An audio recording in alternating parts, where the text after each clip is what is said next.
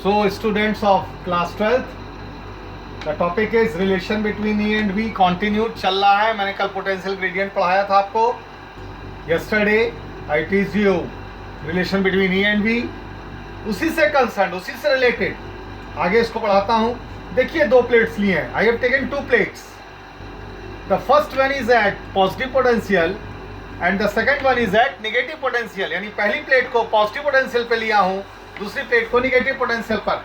तो जैसा कि मैंने बताया है कि द इलेक्ट्रिक फील्ड का जो डायरेक्शन है बेटा, वो पॉजिटिव प्लेट से निगेटिव प्लेट की तरफ होता है इलेक्ट्रिक फील्ड का डायरेक्शन. ओके, और ये the distance between these two plates is D. तो ई भी है, पोटेंशियल डिफरेंस भी है, इनके बीच का डिस्टेंस भी है. ये तो आप लिख ही लीजिएगा, जो मैं एक्सप्लेन कर रहा हूँ यही चीजें लिखी हुई हैं. तो फॉर्मूला मैंने क्या बना दिया पोटेंशियल ग्रेडियंट वाला. इलेक्ट्रिक फील्ड और पोटेंशियल डिफरेंस में क्या रिलेशन होता है? E equal to V1 minus V2, higher potential minus lower potential. Positive plate हमेशा हायर पोटेंशियल पे होती है, याद रखना. इसलिए V1 minus V2, V2 minus V1 नहीं, V1 माइनस V2 अपॉन इन दोनों प्लेटों के बीच का डिस्टेंस क्या है? D. Therefore the formula is now becomes E equal to V1 minus V2 upon D. इसकी यूनिट क्या होती है? वोल्ट. पोटेंशियल डिफरेंस की यूनिट वोल्ट होती है, तो ये हो गया वोल्ट, डिस्टेंस हो गया metre. So this becomes volt per metre. आइए पेज नंबर 2 पर.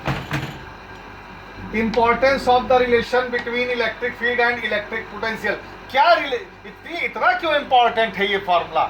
इंपॉर्टेंट इसलिए है बेटा कि अगर हमें किसी सोर्स चार्ज के कारण हमको किसी पॉइंट पर पोटेंशियल फाइंड आउट है, मालूम है, तो हम इस रिलेशन का इस्तेमाल करते हुए हम इलेक्ट्रिक फील्ड की इंटेंसिटी उस पॉइंट पर जिस पर कि पोटेंशियल मालूम था, इलेक्ट्रिक फील्ड की इंटेंसिटी कैलकुलेट कर सकते हैं. कैसे कर सकते हैं? हाउ? देखिए, देता हूं example. The electric potential due to a point charge q at a distance r क्या होता है? V equal to 1/4 pi epsilon naught q by r. ये होता है. अगर मैं इसको डिफरेंशिएट कर दूं आर के रिस्पेक्ट में, differentiating equation number 1 with respect to r, तो this will becomes now dv by dr, d by dr of this one whole. इसमें कांस्टेंट टर्म क्या है बेटा? 1/4 पाई एप्सिलॉन नॉट को बाहर लीजिए. कांस्टेंट टर्म का डिफरेंशिएशन नहीं होता है. q को बाहर कीजिए, फिक्स्ड चार्ज है q, तो d by dr of 1 by r. 1 by r का मतलब है r की पावर -1. ओके, तो dv by dr 1/4 pi epsilon not q, इसका डिफरेंशिएशन क्या होगा? -1 आगे आ जाएगा और r -1 मतलब -2 हो जाएगा. x to the power n का जो डिफरेंशिएशन का फॉर्मूला होता है n x n -1, पावर में से एक माइनस कर दिया जाता है जितनी पावर होती है. तो -1 है, इसमें से एक माइनस करोगे तो -2 हो जाएगा. ये डिफरेंशिएशन आ गया. इसको मैंने रीसेट कर लिया ये इस तरीके से. ओके, तो ये आ गया. अभी देखिए माइनस से दोनों साइड में मल्टीप्लाई कर दे रहा हूं, तो यहाँ आइए. माइनस से मल्टीप्लाई किया तो यहाँ माइनस आ गया और ये माइनस माइनस प्लस हो गया दिस साइड. ये वैल्यू किसकी होती है बच्चों? पोटेंशियल इलेक्ट्रिक फील्ड की इंटेंसिटी की. यही तो होता है E equal to minus dv by dx का हो या dv बाई dr का हो. यही आ गया. और ये हो गया 1/4 pi epsilon naught into q by r square. Clear? तो पोटेंशियल मालूम था मुझे, ये पोटेंशियल मालूम था. इस चार्ज के कारण किसी पॉइंट पर क्या फाइंड आउट कर लिया?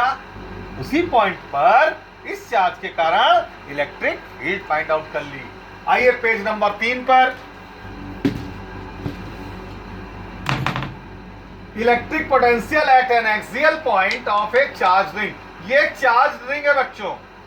इसका रेडियस ए है, इसका एक्सेस ये है. ओके, इसके एक्सेस पर इस चार्ज रिंग को मैंने पॉजिटिव चार्ज दे दिया है.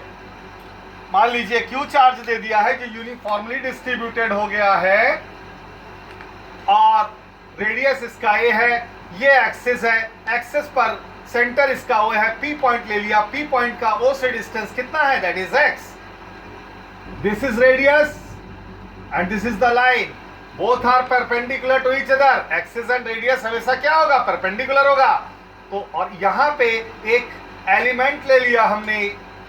ओके, छोटा सा एलिमेंट ले लिया जिसका चार्ज कितना है? dq है. जिस पर चार्ज कितना है? होल रिंग पर तो चार्ज q है, लेकिन इस स्मॉल से एलिमेंट पर कितना चार्ज होगा? dq.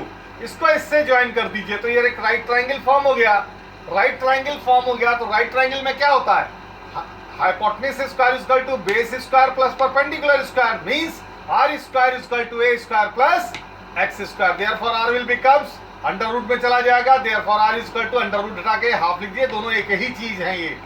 ओके, अब इस चार्ज के कारण मैं यहां पर पोटेंशियल निकालना हूं, तो कैसे निकालता हूं, मालूम है पोटेंशियल का फॉर्मूला, छोटा सा चार्ज है dq तो स्मॉलर पोटेंशियल होगा, उसको हम dv से रिप्रेजेंट करेंगे।